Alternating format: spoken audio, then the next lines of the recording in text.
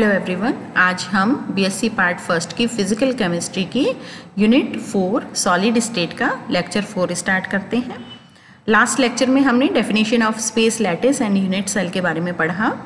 आज का लेक्चर उसी लास्ट लेक्चर के कंटिन्यूएशन में है, यानी कि उसी डेफिनेशन ऑफ स्पेस लैटिस और यूनिट सेल का आगे का बचा हुआ पार्ट हम आज के लेक्चर में कवर करेंगे।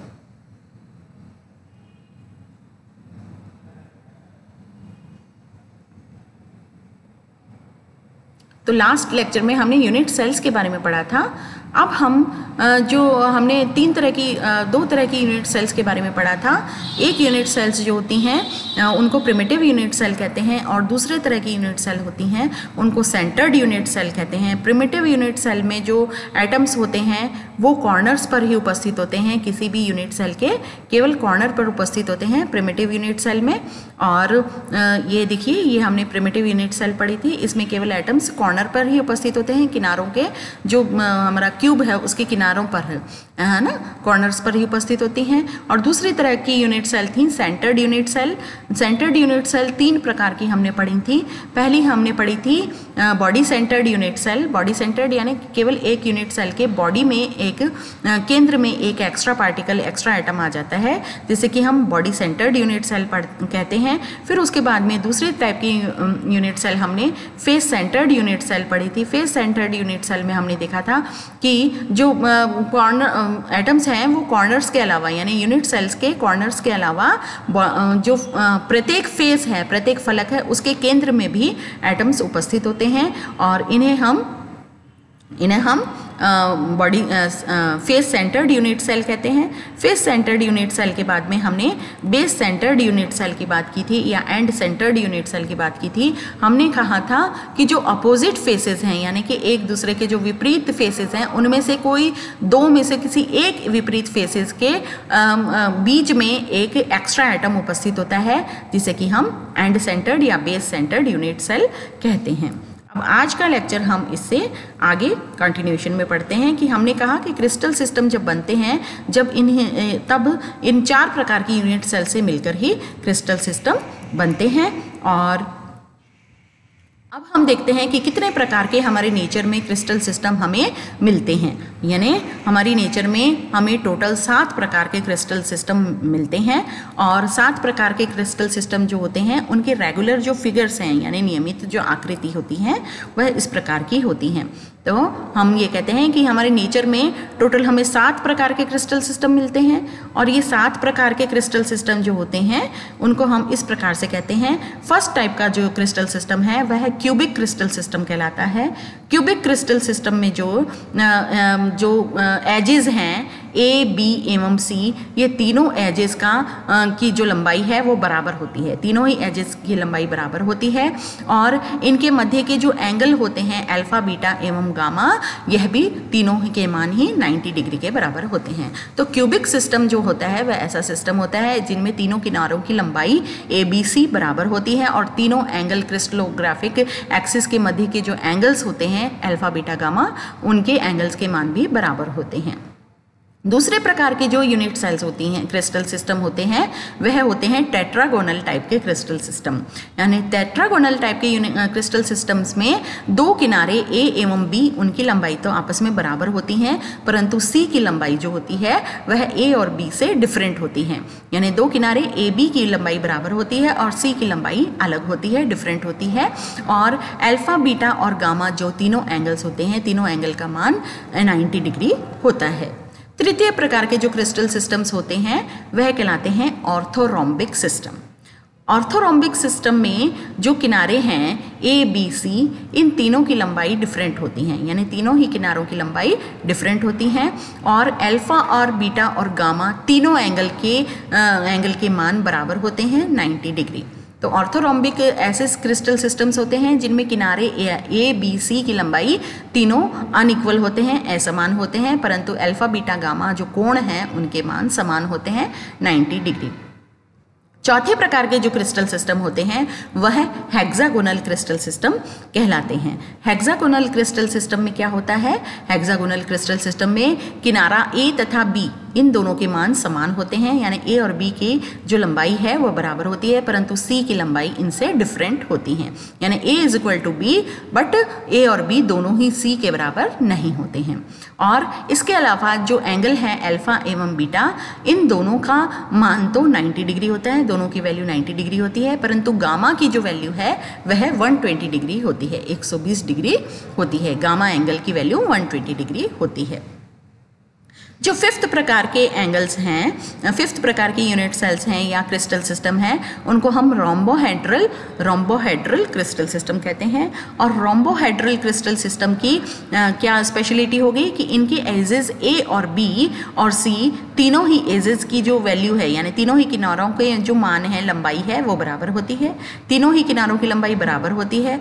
और इनके जो एंगल्स होते हैं अल्फा बीटा गामा, यह भी बराबर होते हैं। यह सिस्टम रोम्बोहेड्रल सिस्टम कहलाता है। फिर आता है सिक्स्थ प्रकार का system, monoclinic system. Monoclinic system जो होते हैं, या जो अल्फा बीटा गामा जो होते हैं, तीनों की वैल्यू अल्फा के बराबर होती है, यानी तीनों ही बीटा और गामा ना होकर अल्फा के बराबर ही होते हैं। फिर आते हैं नेक्स्ट सिक्स्थ टाइप के crystal system, monoclinic crystal system. Monoclinic crystal system में क्या होता है कि ए बी सी तीनों ही किनारों की लंबाई डिफरेंट होती है, अलग अलग होती है, असमान होती है।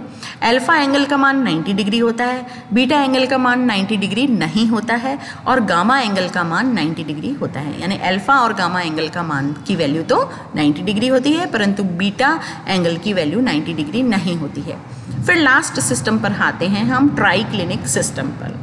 ट्राइक्लिनिक सिस्टम में भी ए बी सी एजेस की जो लंबाई है वो असमान होती है, डिफरेंट होती है, एंड अनइक्वल होती है, तथा अल्फा बीटा गामा एंगल भी आपस में बराबर नहीं होते हैं, डिफरेंट होते हैं। तो इस प्रकार से हम तीनों जो 7 क्रिस्टल सिस्टम है उनको हम देखते हैं कि these basic regular figures are called 7 crystal system. इनको हम 7 क्रिस्टल सिस्टम कहते हैं। तो 7 क्रिस्टल सिस्टम्स के क्या क्या नाम हुए? सबसे पहला क्यूबिक क्रिस्टल सिस्टम, दूसरा टेट्रागोनल क्रिस्टल सिस्टम, तीसरा ऑर्थोरोम्बिक, चौथा हेक्सागोनल, पांचवा रोम्बोहेड्रल, सिक्स्थ मोनोक्लिनिक और 7th ट्राइक्लिनिक क्रिस्टल सिस्टम। अब इनके जो यूनिट सेल्स हैं इनमें वेरिएशंस अलग अलग क्रिस्टल सिस्टम में अलग अलग हो सकता है, जैसे कि हमें 3D लैटिस यानी 3 डायमेंशनल लैटिस या जालक प्राप्त होता है। ब्रेवीज नामक एक साइंटिस्ट थे, फ्रेंच साइंटिस्ट थे, ये मैथमेटिशियन थे, गणितज्ञ थे।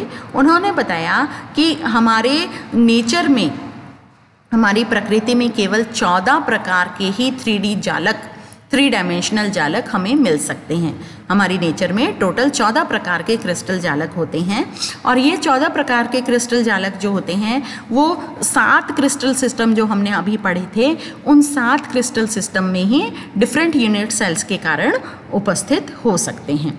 जैसे सबसे पहला क्यूबिक क्रिस्टल सिस्टम यदि हम बात करें, पहला crystal system cubic crystal system, तो उसमें कितने प्रकार की यूनिट सेल्स हो सकती हैं?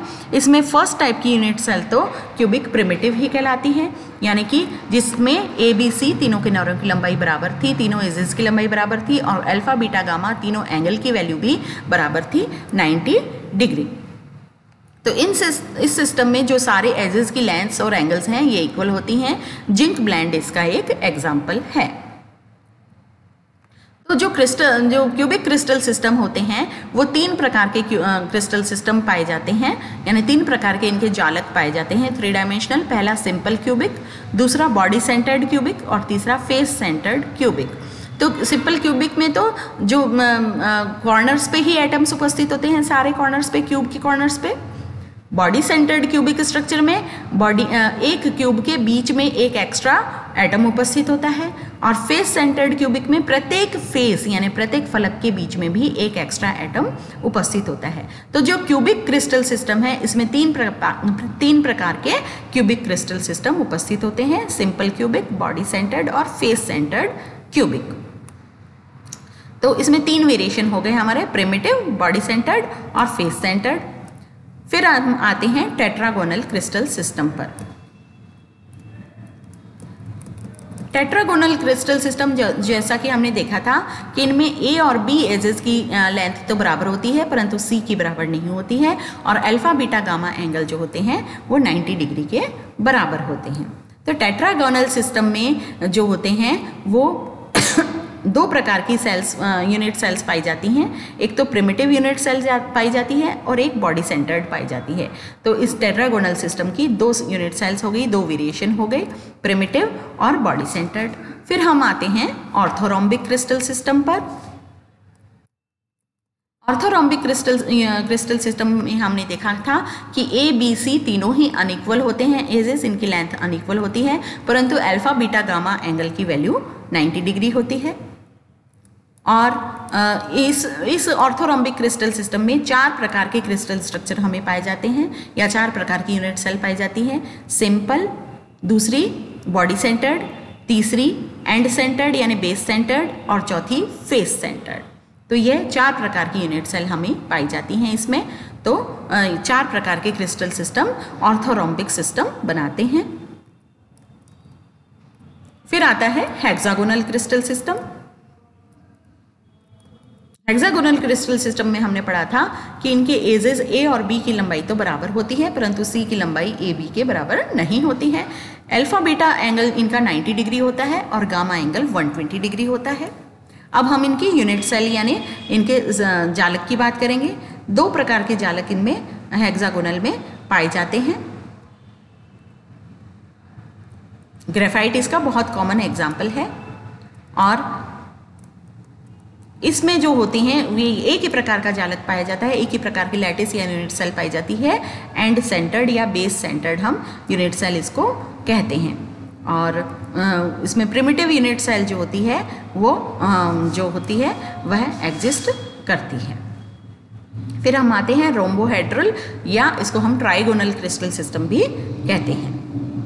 रोम्बोहेड्रल या ट्राइगोनल क्रिस्टल सिस्टम में ए बी सी एजेस की लंबाई बराबर होती है। अल्फा और बीटा एंगल जो होते हैं वह बराबर होते हैं, और परंतु गामा एंगल 90 डिग्री के बराबर नहीं होता है। अल्फा एंगल और बीटा एंगल जितने भी हों, जितने भी डिग्री के हों बराबर होते हैं, परंतु गामा 90 डिग्री के बराबर नहीं होता है। ये रोम्बोहेड्रल सिस्टम है।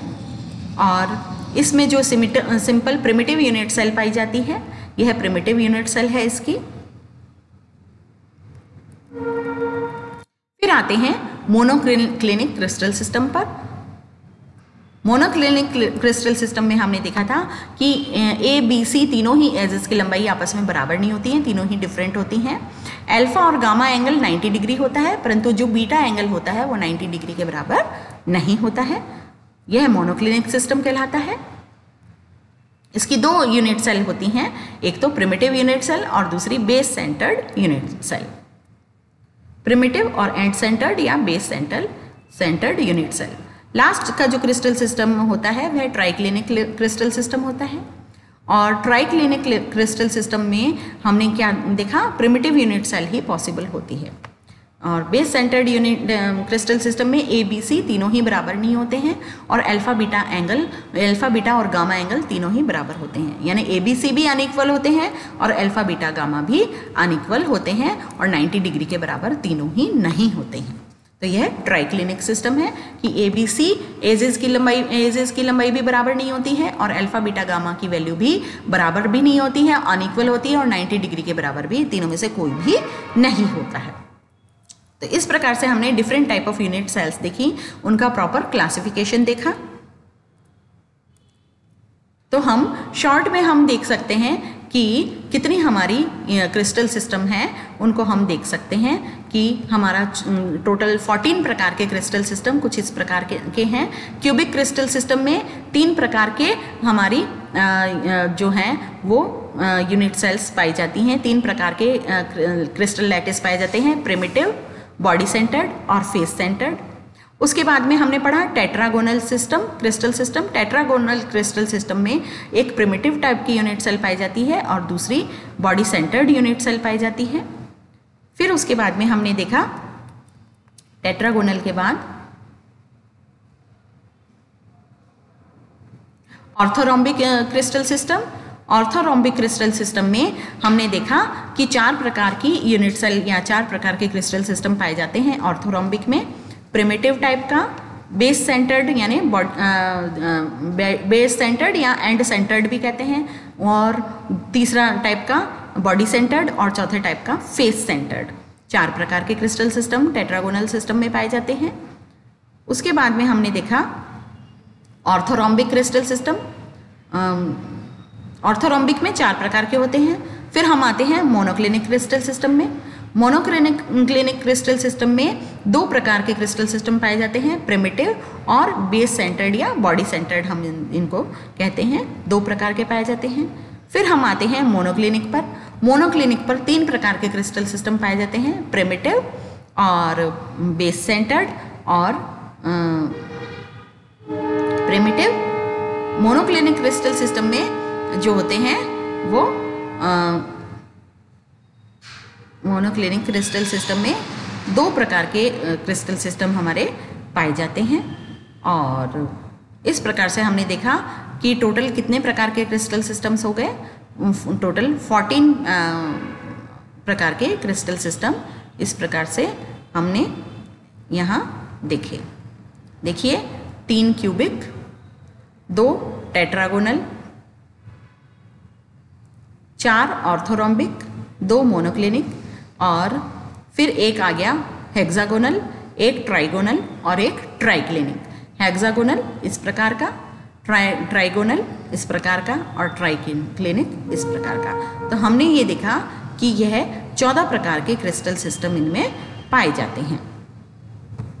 तो देखिए क्यूबिक के 3 प्रकार के, टेट्रागोनल के 2 प्रकार के, ऑर्थोरोम्बिक के 4 प्रकार के, हेक्सागोनल का 1 प्रकार का, ट्राइगोनल का भी 1 प्रकार का, मोनोक्लिनिक के 2 प्रकार के, ट्राइक्लिनिक के 1 प्रकार का, और टोटल इस प्रकार से 14 प्रकार के क्रिस्टल सिस्टम हमारी नेचर में पाए जाते हैं, यानी कॉमनली नेचर यानी प्रकृति में पाए जाते हैं। और इनको हम ब्रेवीज लैटिस कहते हैं, क्योंकि ब्रेवीज नामक मैथमेटिशियन साइंटिस्ट ने इनकी खोज की थी, इसलिए हम कहते हैं कि 14 प्रकार के ब्रेवीज लैटिसेस हमारे प्रकृति में पाए जाते हैं। तो इस प्रकार से हमने देखा कि कितने क्रिस्टल सिस्टम हमारे पाए जाते हैं प्रकृति में, 14 प्रकार के। और जो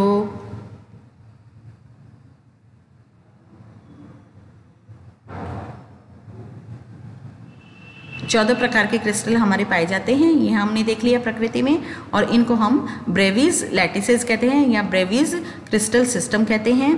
तो आज का हमारा लेक्चर क्रिस्टल सिस्टम पर हमने पढ़ा कि किस प्रकार से यूनिट सेल जो होती हैं वो 7 प्रकार के क्रिस्टल सिस्टम होते हैं, और 7 प्रकार के क्रिस्टल सिस्टम की अलग अलग यूनिट सेल मिलकर 14 प्रकार के ब्रेवीज लैटिसेस बनाते हैं। तो आज का लेक्चर हमारा यहीं समाप्त होता है।